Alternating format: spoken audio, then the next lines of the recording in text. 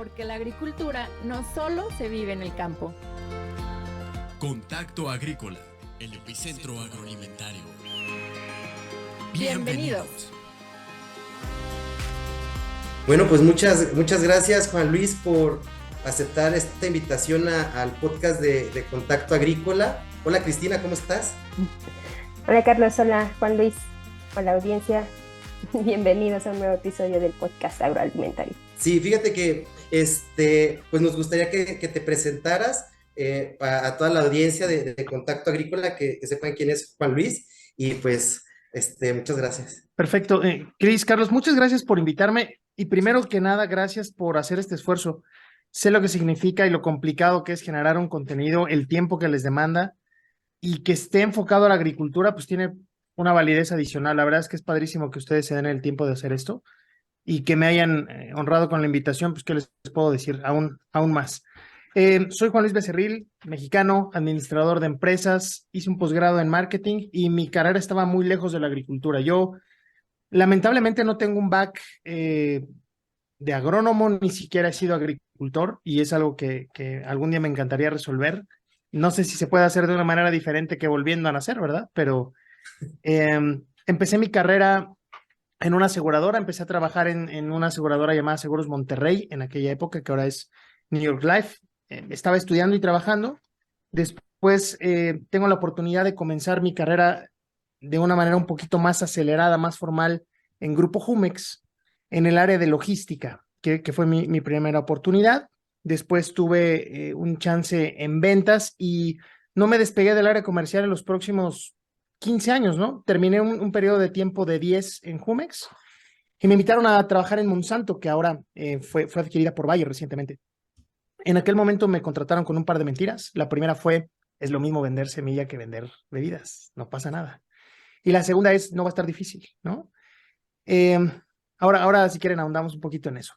Sí. Llegué a Monsanto como responsable de la región centro del país, que era básicamente el Bajío, la zona de Toluca, el estado de Hidalgo y demás. Después me mueven al sur de México y después, pues, la joya de la corona, Sinaloa, Sonora, un tiempo maravilloso en esa región donde la gente, la comida, no siempre el clima, pero todo lo demás es maravilloso. Después me convierto en el gerente de Asgrow para México, una marca para quienes están involucrados en el medio, pues bastante conocida, una marca líder en el mercado agrícola de semillas. Y después de algunos otros roles termino mi carrera en Bayer, que como les decía, Bayer adquiere Monsanto, y me vuelvo el director de marketing para el norte de Latinoamérica. En tiempos de COVID, tengo la oportunidad de recibir una llamada y una invitación para trabajar en Cargill y conocer pues el otro lado de la parte agrícola, porque como ustedes supondrán, mi labor llegaba hasta una cosecha exitosa con los agricultores.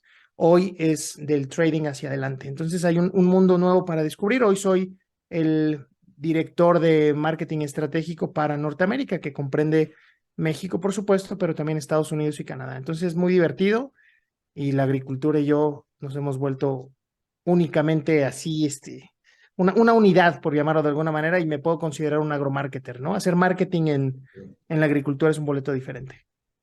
Juan Luis, muy interesante todo el caminar por las empresas y me queda así como tengo el interés de saber qué actividades realizabas cuando entraste a Monsanto y cuando terminaste, pues ya nos dijiste, ¿verdad? Pero ¿cómo entraste? ¿Qué actividad?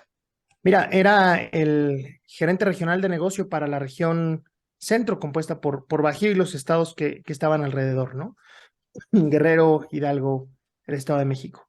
Y mi responsabilidad era comercial, era el área de ventas, el equipo comercial de esa zona. Entonces, yo era responsable del gross profit que se generara en ese territorio con todos los cultivos que tuviéramos disponibles e incluso el portafolio de agroquímicos, que si bien no era tan amplio, éramos responsables también de eso, ¿no? Y ahí es donde viene el reto, porque no voy a olvidar una muy buena conversación con Alex Chávez, un decano de las ventas en esa región, que me decía, yo soy un agrónomo al que un día le dieron una computadora, pero yo estoy atado a la tierra. O sea, mi chamba es la tierra.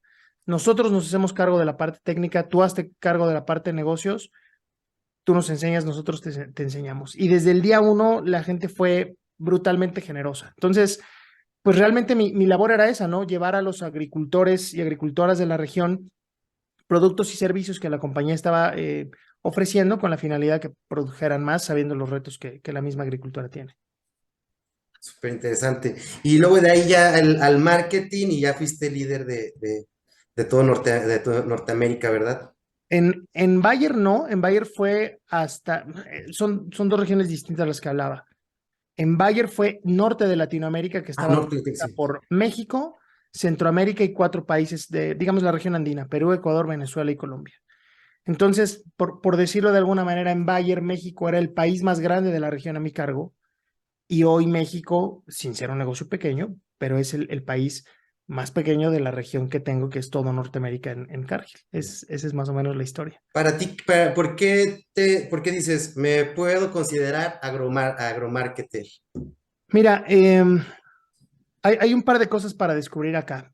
Sin decirlo de una manera presuntuosa ni mucho menos, yo creo que las personas que son especialistas en marketing no necesariamente pudieran hacer marketing en el campo. El marketing agrícola era bastante limitado. Quiero ser muy claro para quienes nos escuchan, no cambió en el momento de que mi generación entró ahí. Había habido muchos esfuerzos muy importantes por hacer marketing real. Y no solamente estoy hablando de temas de publicidad o de promoción, estoy hablando de leer datos, de hacer segmentación, de hacer el Customer Journey Map, un montón de estrategias detrás de que para los marqueteros de cepa, pues son las cosas que no se ven, lo que se llama técnicamente el back-end, no el front-end, todas las cosas que la gente no ve que se hacen en marketing y que a veces por eso se sobresimplifica de cualquiera puede hacerlo, ¿no? Y cuando digo que no todo mundo lo puede hacer es por 3 razones específicas. La primera es porque no todo el mundo está dispuesto a solearse.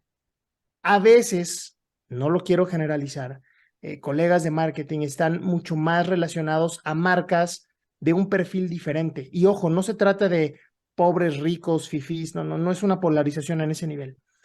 El mercado agrícola, ustedes lo saben, genera muchos millones de pesos, genera la producción de alimentos, es una industria relevante para nuestro país y para el mundo en general. Sin embargo, no tiene estos reflectores clásicos de te vamos a entregar el premio al mejor comercial y te vamos a dar un reconocimiento por haber ido a los Leones de Cannes. No funciona así. Y la gente no le gusta estar a veces allá en el campo.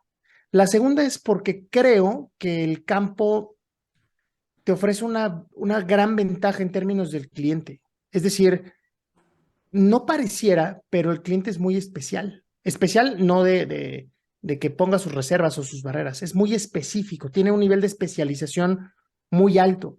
Cuando estaba en Jumex, por ejemplo, pues tu relación con el cliente no era directa. Tú normalmente le podías vender a una tiendita, al Oxxo, al Walmart, a quien fuera, y no tienes un contacto tan directo. La investigación de mercados es fundamental, pero la agricultura te da un sabor diferente. Las cosas no se producen solas.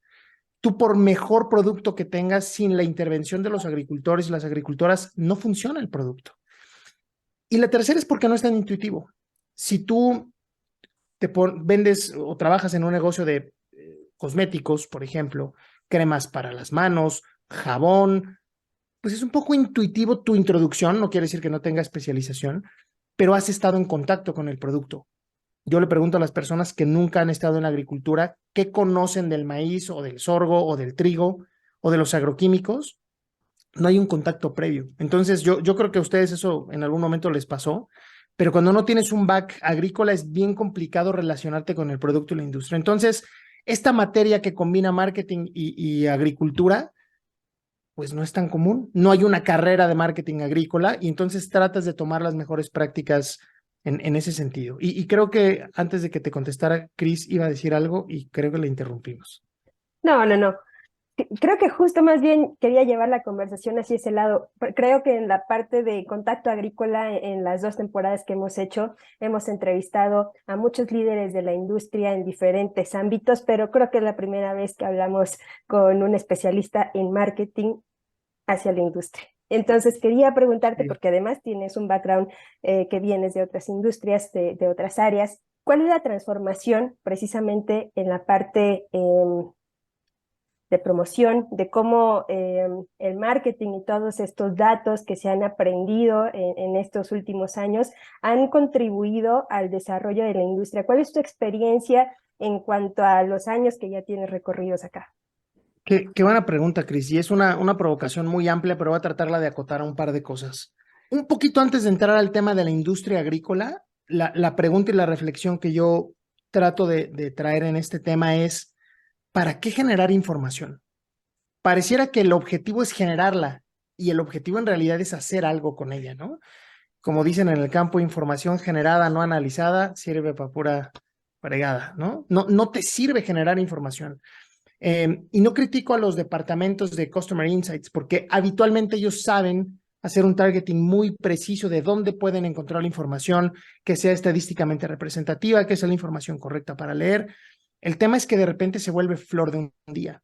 Creo que el cambio más grande que he visto es la conciencia que en las organizaciones donde he participado, creo que he tenido el beneficio de trabajar en empresas muy importantes, muy grandes, muy sofisticadas en el manejo de información.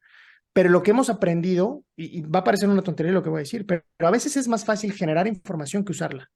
Porque creo que si compras los estudios de mercado, si tienes los recursos para invertir en traer esos insights, casi cualquiera los podría traer, Cris. El tema es que tengas un equipo capaz de leerlos y transformarlos. Entonces, te puedo decir una cosa que fue transformacional para la compañía en algún momento donde estaba, es hacer un pacto, un pacto muy firme con el equipo de Market Insights para una cosa. Si nosotros hacemos un plan de marketing y no está basado en hechos, en datos que provengan del mercado, no lo vamos a aprobar. Y eso puede jugar en contra de tus propios intereses como líder de una parte de la organización. Pero si lo piensas en favor de la organización y en favor de los propios agricultores, no hay mejor fórmula. O sea, dame información y si yo voy a poner un plan a funcionar, voy a tratar de tener un respaldo estadístico, un respaldo cualitativo, cuantitativo de lo que me diga el mercado. Dicho en otras palabras, Cris, si yo ignoro la información que tengo, aquí se me apagó la luz, pero si ignoro la información que tengo en el mercado, hice una inversión a lo tonto. Esa es la primera. Y la segunda es, tengo más probabilidad de equivocarme en el producto o servicio que voy a ofrecer porque estás haciendo algo peor que ignorar la información. Estás ignorando a tu cliente. Y si ignoras a tu cliente, vas a tener una probabilidad mayor de fallar, ¿no? Entonces, esa ha sido una transformación muy grande, no por el tema de la generación de data. Si lo quisiera poner en un proceso, Cris, es como industria creo que hemos pasado de no tener información, a tener exceso de información, a mejorar el uso de la misma y empezar a hacer aplicaciones basadas en los datos que conseguimos, ¿no? Ese es más o menos el proceso que me ha tocado ver y sí, me hiciste pensar en agricultores que me tocó ver que venían con sus papás y tenían a lo mejor 16 o 17 años cuando entré a la industria y hoy son los que están a cargo del rancho, ¿no? Entonces sí, es un camino bastante interesante y la tecnología se mueve muy rápido. Sí, definitivamente. En ese sentido, ¿cuál sería como tu perspectiva al corto plazo para la industria? Perspectiva de la industria. Uh-huh. Ay, Dios mío. He sabido por todos los desafíos que va a tener la agricultura en el corto plazo, porque está viviendo procesos de negociación entre el gobierno, las entidades, el tema del glifosato, la no importación. Se viene una época muy interesante en ese sentido en el corto plazo. Y aunque pareciera que los temas, por ejemplo, de cambio climático apuntan a ser de mediano y largo plazo, difiero. Son esos temas estratégicos tan profundos que tienen impacto en cualquier momento, es decir, ahora, en medio y después, ¿no? Vamos al 2050, 10,000 millones de habitantes, hoy hay 8,000, menos tierra para arar, cambio climático. Si no somos capaces de implementar tecnología, la tecnología no se va a implementar en el 2030, se tiene que implementar el año pasado, el antepasado y hace 5. Ustedes han sido testigos en los contenidos que ustedes producen, hay un montón de tecnología aplicada en este país. No es aquella época de cuando nosotros éramos niños, ustedes son más jóvenes que yo, pero donde la tecnología solo se veía en las series o en el campo de los Estados Unidos, ¿no? Hoy creo que se ha democratizado mucho más el uso de la tecnología. Para mí los desafíos del corto plazo es, al igual que la información, Cris, puedes comprar el gadget más sofisticado, tener los drones, tener al piloto que lo maneje, pero si no sabes qué hacer con esa data, no sabes qué hacer con esas aplicaciones, no va a funcionar. Entonces creo que es modernización y acuerdos en favor del agricultor. Para mí ese es el nombre del juego en el cortísimo plazo. Ficosian es un bioestimulante orgánico que ayuda y favorece a los procesos fisiológicos de la planta. Eso trae como consecuencia que se acorten los periodos vegetativos, además de que es un excelente inductor de floración, ayudándonos a la precocidad de las cosechas, y también nos ayuda a tener frutos de mejor calibre y con mayor vida en anaquel. Ficosian nace a partir de una investigación y aplicación de un extracto de espirulina en plantas de palma de aceite, en donde investigamos y obtuvimos resultados bastante beneficiosos. Rompimos la bolsa de la planta de previvero en muy poco tiempo. La espirulina es un alga de agua dulce, lo cual nos permite cosecharla y cultivarla en condiciones controladas. Esto nos da como resultado una materia prima de alta calidad, ya que nos aseguramos que ésta contenga entre un 60 y un 70% de proteínas, micro y macroelementos, además de vitaminas, que benefician a los cultivos, ayudándolos a crecer más rápido y de mejor manera. Al ser un producto mexicano con alta calidad y de un extracto hidrolizado de espirulina, contiene los precursores metabólicos que van a ayudar a tu cultivo a producir más en menos tiempo, inclusive con mejor calidad. Por lo tanto, Ficosian es el mejor bioestimulante orgánico a partir de microalgas. Ficosian se convierte en el principal aliado en el agricultor moderno. Con Ficosian, calidad y ganancia.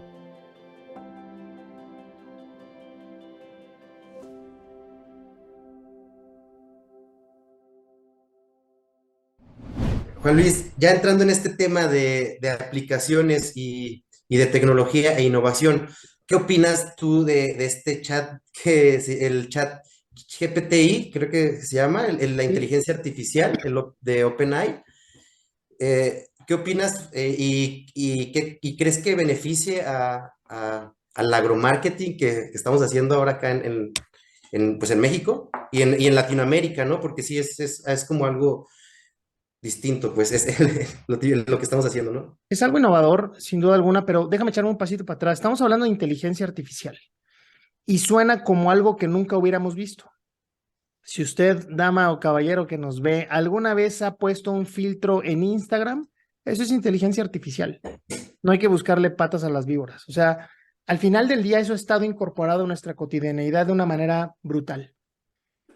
Más que verle riesgos, por ahí tenía un debate con un amigo en el chat, no en el chat GPT, sino en el chat normal, acerca de si efectivamente esto va o no a sustituir fuentes de trabajo o las va a especializar. Andrés Oppenheimer escribió un libro que plantea en líneas muy gruesas que se van a cambiar los roles, que se van a construir nuevas posiciones de trabajo que antes no existían. Entonces, más bien se va a ver una industria transformada, no necesariamente de eliminación de puestos. Hoy veía el perfil de Chris y probablemente el rol que tú describes ahí, Chris, no existía hace 20 años, ¿no? O sea, copywriter seguramente sí, pero cuando empiezas a ver generación de contenido, a lo mejor no existía. Un community manager, hoy dicen que ya va a desaparecer, que era un puesto que antes no existía.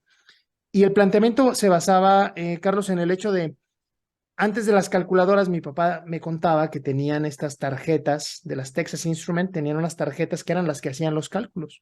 De eso ya nadie se acuerda, ¿no? No fue nuestra generación. Y las calculadoras se vuelven una parte cotidiana que ahora tienes en tu teléfono. Entonces, creo que se sofistica el conocimiento. Que se sustituya, no te lo sabría decir. Lo que sí creo es que, imagina tú esto. ¿Por qué no apostar en una tecnología como esa, como la de generación de data o de inteligencia artificial, para simular escenarios económicos, para simular escenarios climáticos, para plantear lo que podría pasar si tú haces una cruza determinada? La gente que trabaja en breeding ha trabajado, no sé si con inteligencia artificial, pero con un manejo de data predictivo desde hace muchos años. Y la manera en que esto trae ahorros, pero sobre todo acortar los tiempos para hacer investigaciones, es brutal. Creo que el debate se ha puesto en un nivel muy básico, Carlos. Ahora las escuelas van a regresar al uso de la pluma porque ya los maestros no quieren que los niños copien. Es tanto como cerrar los ojos y decir, bueno, pues entonces ya no usemos celulares porque ya nos está quitando la convivencia. Creo que hay que buscar maneras mucho más inteligentes y más integrales porque esa es una realidad, como decía un amigo, con nosotros, sin nosotros o a pesar de nosotros. Tengo la oportunidad de escribir una columna semanal para Merca 2.0, justamente de agromarketing, y en algún momento haré un ejercicio de escribir sobre un tema y lo quiero comparar con algo que yo haría, no para saber si se ve humano o no, porque pues ese es el reto, es que sí. Pero ¿dónde quedaría mi honestidad de decir, lo escribí y me siento orgulloso de la idea que comparto y que puedo contrastar con alguien, ¿no? Pero se ha ido a ese nivel, Carlos, se ha ido como el tema de, no se vayan a dar cuenta que no es un humano. Eso da igual. Creo que lo importante es cómo eficientizas los recursos que cada vez son más pequeños, más cortos en el campo y en muchas industrias. Totalmente de acuerdo, creo que es muy importante eso, ¿no? Y sobre todo el uso que le des a las herramientas, porque, pues sí, a una calculadora está ahí, pero no te va a servir de nada si no sabes razonar una multiplicación, ¿verdad? Exacto. Te pongo un ejemplo muy simple y muy agrícola. ¿Por qué no cosechamos en Sinaloa a mano? ¿Por qué? No, o sea, yo te pregunto, ¿qué implicaría regresar a eso? No, ¿Qué pues, implicaría, en vez de utilizar agroquímicos, quitar la maleza a mano? Esto es una locura, ¿no? sí, no, no, Entonces, no, no. todo lo que plantea un retroceso, yo creo que es todo lo que se va incorporando, algunas cosas van a florecer, otras no. Redes sociales, o sea, hablaban de TikTok y que era una plataforma que iba a desaparecer. Pues yo creo que puede no gustarte, pero no va a desaparecer y algunas más se incorporarán. Y antes muchos de nosotros utilizábamos BlackBerry, ya no existe. Su propuesta de valor se modificó, no se adaptó al cambio. Y los tan llevados y traídos ejemplos de Blockbuster y lo que le pasó a Kodak y demás, pero pareciera que no aprendemos. O sea, los productos y servicios van a ir tomando su lugar en la medida que los utilicemos. Nadie va a vencer la ley del menor esfuerzo. Eso te lo puedo asegurar. Oye, Juan Luis, y hablando justamente de eso y haciendo alusión a tu última columna en Merca 2.0 que titulaste Si te falta producto, que no te falte buen servicio, cuéntanos un poquito sobre eso. Deja hacer un par de planteamientos. Cuando vino todo el tema de la pandemia, los reflectores estaban, como debió de ser, en los médicos, porque salvaron un montón de vidas y el personal médico hizo un trabajo increíble, ¿no? Sin embargo, también los agricultores. Las cadenas productivas se rompieron por aquí y por allá, pero tuvimos la fortuna de tener comida en nuestros platos, porque los agricultores siguieron ahí. Pudo faltar producto, pero no faltó servicio. Y eso nos cambió la vida a todos. ¿Sabes cuál es el problema, Cris? Que nadie lo notó, porque damos por garantizado que que la comida va a llegar a nuestro plato. Esa columna la escribí por acompañar a un familiar a preguntar por un coche, quería comprar un coche, y Dios mío, o sea, pues, es una inversión grande, ¿no? Un gasto, en realidad. Estás ahí, no te atienden, y yo decía, no es posible cuando los restaurantes estaban cerrados, cuando todos estábamos encerrados, regresaron algunos que les llamaban bonos de guerra, ¿no? Págame 3,000 pesos y yo te regreso 4,000 pesos en producto, pero lo que necesito es liquidez para sobrevivir. No hay coches y te dan un mal servicio. No había restaurantes abiertos y hacían cualquier cosa por tenerte ahí, pero en cuanto ya todo regresaba a la normalidad, el servicio no mejoró. Hablando de la agricultura, ¿qué pasa cuando hay escasez de un agroquímico? ¿Qué pasa que en algún momento hay escasez de alguna semilla determinada? ¿Qué pasa si los transportes no están listos para poder emprender la salida de un puerto a otro? Las cadenas productivas, reitero, se rompen y eso provoca una serie de problemáticas que no se ven, pero que no se resuelven oportunamente. Entonces, vamos a plantearlo de esta manera. Todas las industrias y todos los negocios son susceptibles de tener una ruptura de esa cadena. ¿Por qué no actuar un poquito adelante de la situación? ¿Cuál es mi plan de contingencia el día que un barco no salga? ¿Cuál es mi plan de contingencia el día que el producto no llegue a tiempo? Y en esta industria, ustedes lo saben mejor que yo, salvo el tema de la pandemia que fue realmente sorpresivo y literalmente de un día para otro, pues no se te va a escasear un producto de la noche a la mañana. Si tienes una correcta planeación, te van a decir, Cris, no estamos a tiempo, viene la temporada y necesitas 10,000 galones de tal cosa, tengo 4,000. ¿Con qué producto lo podemos suplir? Y ahí es donde el servicio hace la diferencia. ¿Cómo puedo ver en mi portafolio de productos algunas otras alternativas que sustituyan lo que originalmente tú querías comprar?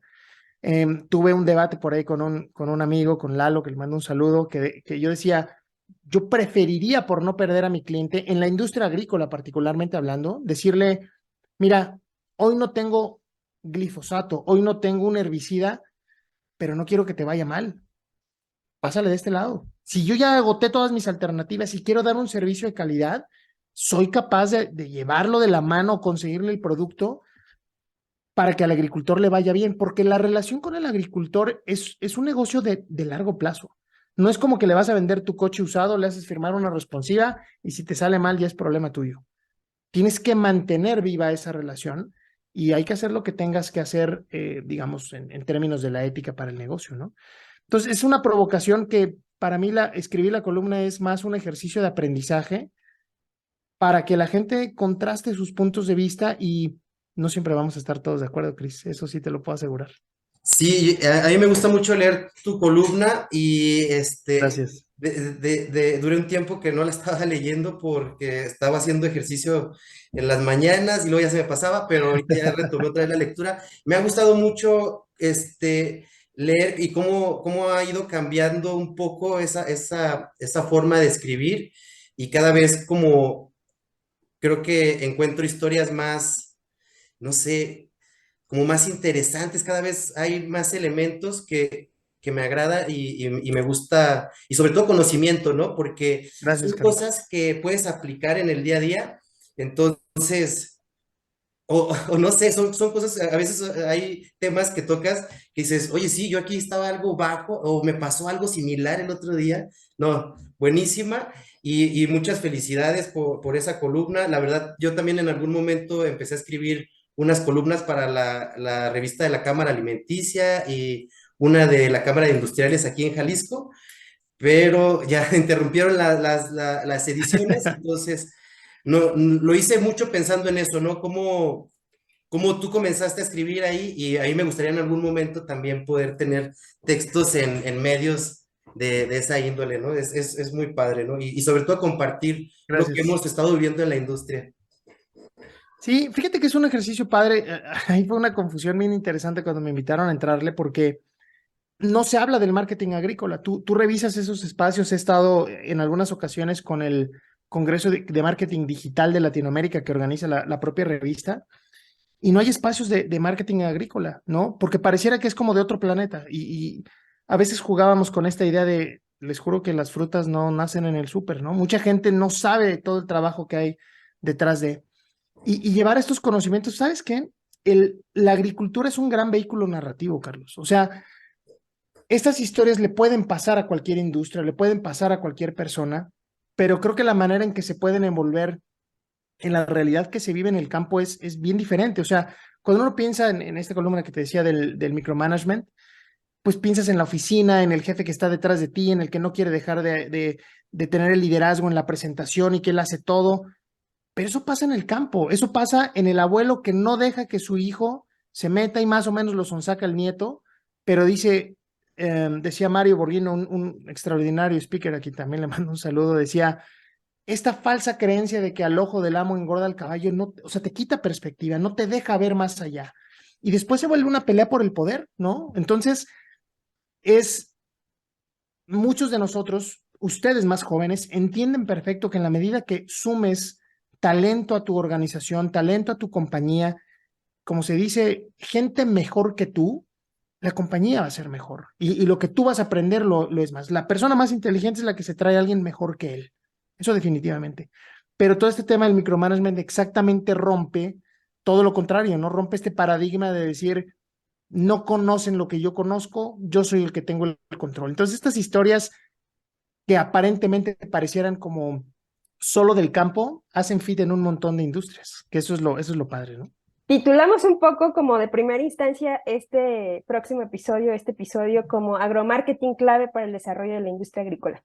Acabas de decir algo muy interesante en toda esta sentencia que acabamos de concluir en esta parte y tengo como 4 o 5 años en la industria más o menos, en la industria agrícola.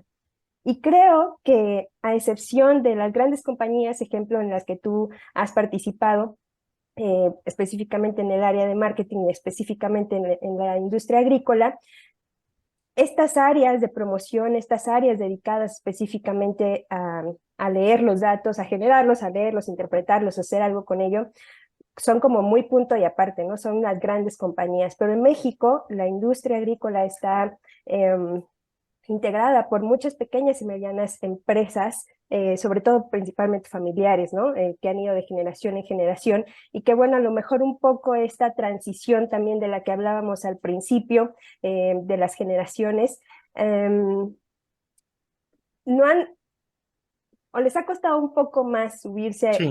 al tema del marketing, ¿no? Pero vuelvo al título que entregamos el día de hoy a la participación contigo, ¿cómo es clave? ¿Cómo es clave no solo para el crecimiento de estas mismas empresas, sino para todo un sector, toda una nación que además es primordial en la economía Sí. nacional? Desde tu perspectiva, y casi por concluir el tiempo que tenemos para este episodio, muy agradecidos con tu participación, por supuesto. ¿Qué les dirías a ellos y cuáles serían los consejos que muy prácticamente podrían seguir ellos para sumarse y seguir en el desarrollo y en el crecimiento? Me gusta tu pregunta, tiene varios ángulos. La primera difiere un poquito de que solamente pudiera ser de las grandes empresas. No podemos ignorar que México es 5 Méxicos, ¿no? Es el México de agricultura de sobrevivencia en algunas regiones del sur del país, donde muchos de los agricultores tienen un segundo empleo para poder llevar el pan a su casa. Agricultura de desarrollo en otras regiones, agricultura enfocada a la ganadería en unas tantas, y la de alta productividad que está en zonas como Chihuahua, como Sinaloa, como Sonora, etcétera. Entonces, no es blanco y negro. Lo primero es, hay tantos matices en la agricultura que hay oportunidad para todos. La segunda es, si nosotros nos quitamos esta idea de que marketing es sinónimo de promoción y publicidad, vamos a ser capaces de ver un poco más allá. Y me daba mucho gusto ver a un agricultor de mediano tamaño, te diría, pero de enorme capacidad, que abrió dentro de su agrícola un equipo de innovación, porque dijo, y a lo mejor lo va a sintetizar como él nos lo contaba, decía, yo no tengo el tiempo y tengo que ser honesto, la preparación para estar hablando con alguien que me va a hablar de drones, de riego por goteo, de monitoreo vía satelital, etcétera. Pero es algo que sé que necesito hacer. Entonces él se quita este traje de soy el todopoderoso, le doy cabida a 1 o 2 chavos que puedan tener este conocimiento y empiecen a manejar los datos y empiecen a abrir. Creo que él hizo algo muy interesante. Él se vio a sí mismo de un tamaño enorme como compañía, ¿no? A lo mejor son 5 o 6 personas en la agrícola, pero dijo, voy a abrir mi departamento de innovación. Pero no solamente es un negocio de saliva, lo llevó a la práctica y empezó a incorporar cada vez más tecnología y fue capaz de incrementar su negocio. Esas 2 o 3 recomendaciones van en ese sentido, Chris. La primera es que abramos un poquito los ojos a que con tantos desafíos que tiene la agricultura en sí misma, por lo que ya planteábamos del cambio climático, más personas en el mundo, la clase media creciendo a pasos agigantados en países como China y una demanda de proteínas diferente a la que tenían hace algunos años, necesitamos producir más con menos. Y parece una muletilla, pero hay que hacerlo. Y eso empieza en la finca más pequeña como en el campo más grande. El uso de datos, esto que suena tan sofisticado, simplemente es un planteamiento y una provocación más concreta. Dejemos de hacer análisis con la panza y empecemos a hacer análisis con los números. Creo que es momento de regar. Se puso amarillo de este lado. Ya se empezó a hacer el efecto cebolla en la planta. Sí, está bien. ¿Cómo va tu bitácora? ¿Cuál fue tu último riego? ¿Cómo está el clima? Hay programas, te decía, o sea, que tú puedes monitorear de manera satelital muy fácil lo que está pasando en esta interacción del clima, las temperaturas y la pérdida de humedad a través de fotografías que te muestran el color de la planta a los miles de metros que está de altura. Es decir, ¿cómo te abres a tener un punto de vista diferente al que tradicionalmente tiene? La segunda es algo que va a pasar de manera inminente, Chris, es el cambio generacional. Como te decía hace ratito, los chavos que yo vi al principio de mi gestión en el campo, como tú dices hace 5 años, espérate otros 5 y vas a ver quiénes están al frente de las agrícolas. Entonces creo que esto nos va a ir atropellando. Podemos tomar la postura cómoda de decir el gobierno no nos ayuda, el productor de otros países tiene más ventajas. Sí, a mí no me gusta llorar y creo que al agricultor y agricultora mexicana tampoco le gusta andar chillando. creo que viene una generación de mucho empuje, que a lo mejor le va a faltar hacer este mix entre conocimiento y demás, que lo puede implementar muy fácil. Y creo que la disrupción que puede traer el marketing agrícola está basado más en orientarse al cliente. Todas las decisiones, digo, las compañías no son una asociación civil, también están configuradas para ganar dinero, pero en la medida que cada vez más se enfoquen, se centren en de verdad atender las necesidades de los clientes, incluso necesidades que los mismos clientes no saben que tienen, Chris, eso es muy importante, el lenguaje va a cambiar, la manera de hacerlo va a cambiar. Y ahí el punto de inflexión está patrocinado, digamos, por el marketing agrícola. Quienes traen esa conversación a la mesa, el uso de la información, el uso de la tecnología, el análisis de los comportamientos del mercado, de las personas, de por qué compran lo que compran, va más allá de hacer un bonito comercial o hacer un spot de radio atractivo, ¿no? Ahí es donde yo veo una gran oportunidad, independientemente del tamaño de la compañía o de las microempresas que están trabajando y con las que ustedes tienen un montón de contacto. Es una masa crítica muy interesante para trabajar. Voy a subrayar justo ahí lo que acabas de decir hace un momento, la agricultura es un gran vehículo narrativo.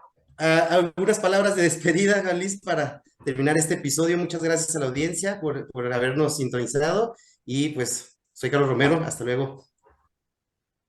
Dos cositas rápidas antes de irnos. Esfuerzos como el que están haciendo ustedes, el amigo agricultor, la gente de Trimbo, créansela, chavos. Este es el camino para hacer una difusión importante de la agricultura en nuestro país. Necesitamos empujar, necesitamos que se hable mucho de la agricultura. Si es a través del marketing, a través de las ventas, a través de la tecnología, eso da igual.